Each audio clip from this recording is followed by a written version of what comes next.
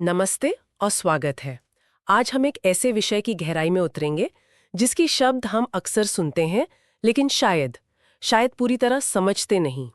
Capital markets. सोचिए आप business news देख रही हैं और अचानक से शब्द आते हैं bull market, circuit breaker, front running. और ये शब्द सिर्फ सुनने में भारी नहीं लगते। ये असल में पूरे बाजार के मूड और उसकी चाल को तय करते हैं। ये बाजार की भाषा है, कह सकते हैं। बिल्कुल। तो आज का हमारा मिशन बिल्कुल साफ है। एग्जाम बी के स्टडी नोट्स के आधार पर कैपिटल मार्केट से जुड़े इन जरूरी शब्दों को बहुत ही आसान भाषा में समझना। ये खास तौर पर उन लोगों के लिए है जो प्रतियोगी परीक्षाओं की तैयारी कर रहे हैं या फिर बस इस दुनिया को बेहतर तरीके से जानना चाहते हैं। तो चलिए इसे समझना शुरू करते हैं। हाँ, और ये समझना सिर्फ परीक्षा के लिए जरूरी नहीं है। बिल्कुल। एक सूचित निवेशक यानी एक इन्फॉर्म्ड इन्वेस्टर बनने के लिए भी ये पहला और सबसे महत्वपूर्ण कदम है। तो बाजार को समझने के लिए सबसे पहले उसकी नींव का समझना होगा। ये नींव है मार्केट इंफ्रास्ट्रक्चर इंस्टीट्यूशंस या MIIs। ये सुनने में बड़ा सरकारी सा नाम लगता है, पर ये है क्या असल में? MIIs में असल में 3 तरह की संस्थाएं आती हैं। स्टॉक एक्सचेंज जैसे NSE, BSE, डिपॉजिटरी जैसे CDSL, NSDL और क्लियरिंग हाउस। ये देश के आर्थिक ढांचे की रीढ़ की हड्डी हैं। इनका मुख्य काम है कैपिटल, मतलब देश भर के लोगों की बचत को सही बिजनेस तक पहुंचाना ताकि आर्थिक विकास हो सके। तो असल में ये वो अदृश्य बुनियाद है जिस पर हम जैसे लाखों निवेशकों का भरोसा टिका होता है। अगर ये संस्थाएं मजबूत न हो तो कोई भी अपना पैसा बाजार में लगाने से डरेगा, चाहे कंपनी कितनी भी अच्छी क्यों ना हो। आपने बिल्कुल सही पकड़ा। इनका महत्व इतना ज्यादा है कि 2010 में पूर्व RBI गवर्नर बिमल जालान की अध्यक्षता में एक पैनल बना था। उस पैनल ने इन्हें देश के लिए वाइटल यानी अति आवश्यक बताया था।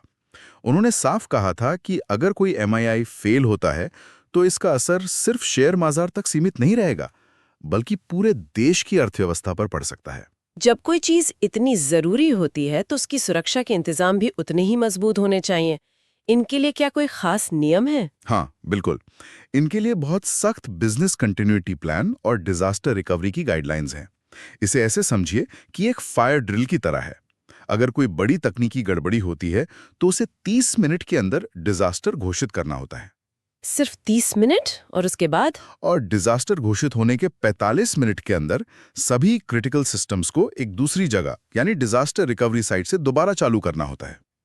क्रिटिकल सिस्टम्स मतलब? ट्रेडिंग, रिस्क मैनेजमेंट, क्लियरिंग और सेटलमेंट जैसी चीजें। इसमें एक और शर्त है जिसे रिकवरी पॉइंट ऑब्जेक्टिव या RPO कहते हैं। इसका मतलब है कि किसी भी हालत में 15 मिनट से ज्यादा का डेटा लॉस नहीं होना चाहिए। वाह, मतलब हर चीज का बैकअप लगभग रियल टाइम में होता रहता है। चलिए, नींव तो मजबूत है, लेकिन इस नींव पर बने स्ट्रक्चर को पारदर्शी और निष्पक्ष बनाना भी उतना ही जरूरी होगा। यहीं पर एक शब्द आता है, demutualisation and corporatisation of stock exchange. ये सुनने में तो बहुत मुश्किल लग रहा है। हाँ, पर इसका फंडा बहुत सीधा है। इसे आसान बनाते हैं। डीम्यूचुअलाइजेशन वो प्रक्रिया है जिससे कोई मेंबर ओन्ड संस्था, जैसे कोई क्लब होता है, वो एक proper share holder owned company बन जाती है। अच्छा। देखिए, 1991 से पहले भारत में स्टॉक एक्सचेंज एक तरह से ब्रोकर्स के क्लब हुआ करते थे। वही उसके मालिक थे, वही उसे चलाते थे और वही उस पर ट्रेड भी करते थे। इसमें तो हितों का टकराव मतलब कॉन्फ्लिक्ट ऑफ इंटरेस्ट साफ नजर आ रहा है। मतलब ब्रोकर अपने फायदे को निवेशकों के फायदे से ऊपर रख सकते थे। बिल्कुल, और यही होता भी था। डीम्यूचुअलाइजेशन ने इसी समस्या को जड़ से खत्म किया। इसने स्टॉक एक्सचेंज की ओनरशिप और मैनेजमेंट को ट्रेडिंग के अधिकारों से पूरी तरह अलग कर दिया। इससे पारदर्शिता बढ़ी होगी। बहुत ज्यादा। और एक्सचेंज एक प्रोफेशनल कंपनी की तरह काम करने लगे। कानिया कमेटी की सिफारिश पर 2004 में इसे अनिवार्य कर दिया गया। तो अब क्या नियम है? अब नियम ये हैं कि एक्सचेंज के बोर्ड में ब्रोकर्स सिर्फ 25% हो सकते हैं और एक्सचेंज में उनकी कुल हिस्सेदारी 49% से ज्यादा नहीं हो सकती। और बाकी? कम से कम 51% हिस्सेदारी पब्लिक यानी आम निवेशकों के पास होनी जरूरी है। इससे सत्ता कुछ ही हाथों में सिमट कर नहीं रहती। तो ये सब सुधार बाजार को ज्यादा मजबूत और निष्पक्ष बनाने के लिए। इसी दिशा में एक और कदम है इंटरऑपरेबिलिटी। ये क्या है? ये एक दिलचस्प बात है। भारत में 2 मुख्य स्टॉक एक्सचेंज है, NSE और BSE। 2019 से पहले तक दोनों के अपने अपने क्लियरिंग कॉरपोरेशन थे। मतलब NSE पर खरीदा बेचा गया शेयर एनएससी का क्लियरिंग हाउस ही सेटल करता था और बीएसई वाला बीएसई का। तो इससे आम निवेशक के लिए क्या मायने हैं? इसका मतलब है कि अब किसी भी एक्सचेंज पर हुआ ट्रेड किसी भी क्लियरिंग कॉर्पोरेशन के जरिए सेटल हो सकता है। अच्छा। हाँ, जैसे एनएसई पर खरीदे गए शेयर बीएसई का क्लियरिंग कॉर्पोरेशन सेटल कर सकता है।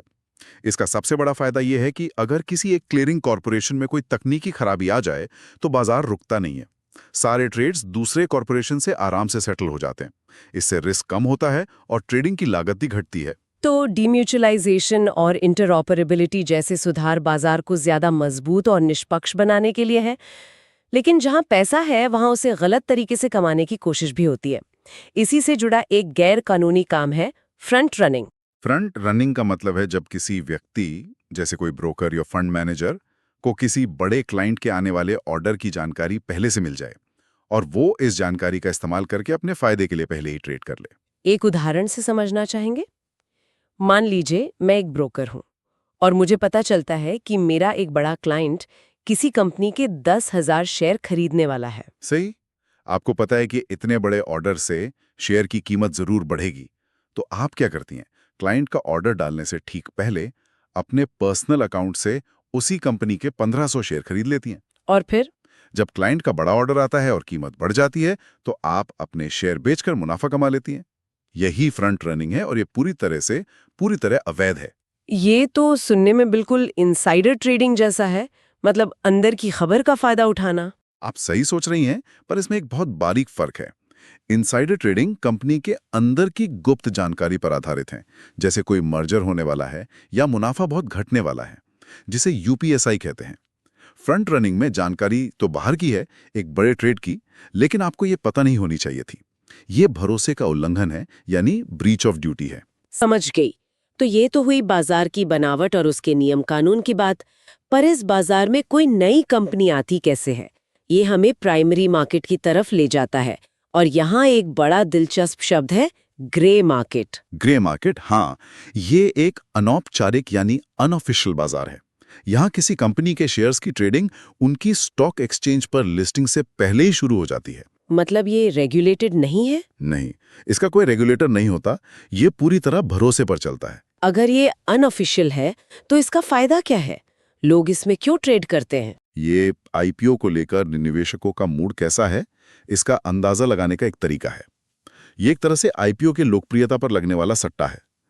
इसी से जुड़ा है ग्रे मार्केट प्रीमियम या जीएमपी। हाँ, जीएमपी तो आईपीओ के समय खूब सुनने को मिलता है। ये क्या होता है? जीएमपी वो अतिरिक्त रकम है जो खरीदार आईपीओ के इशू प्राइस के ऊपर देने को तैयार रहते हैं। जैसे अगर किसी आईपीओ का इशू प्राइस 500 रुपीज है और उसका जीएमपी 35 चल रहा है, तो इसका मतलब है कि लोग उस शेयर को लिस्टिंग से पहले ही 535 रुपीज पर खरीदने को तैयार है। तो ये दिखाता है कि लिस्टिंग पर अच्छी शुरुआत की उम्मीद है। बिल्कुल। अगला टर्म है ग्रीन शो ऑप्शन। रुकिए, इसका जूतों से तो कोई लेना देना नहीं है ना? नाम तो बड़ा अजीब है। नहीं, इसका जूतों से कोई लेना देना नहीं है। ये आईपीओ के बाद शेयर की कीमत को स्थिर करने का यानी स्टेबलाइज करने का एक मैकेनिज्म है।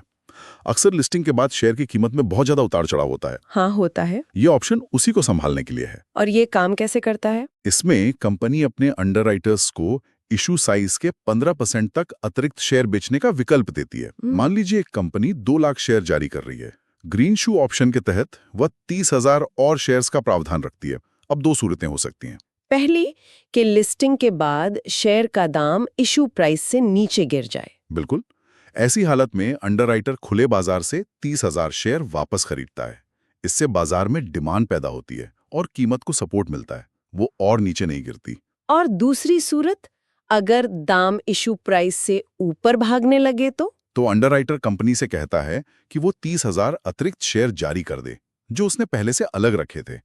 इससे बाजार में सप्लाई बढ़ जाती है और कीमत बहुत ज्यादा नहीं भागती। अच्छा। इस तरह ये दोनों तरफ से कीमत को एक दायरे में रखने में मदद करता है। सेबी ने इसे 2003 में शुरू किया था। बहुत बढ़िया। तो ये तो हो गया कि कंपनी बाजार में कैसे आती है। अब बात करते हैं रोजमर्रा की ट्रेडिंग की।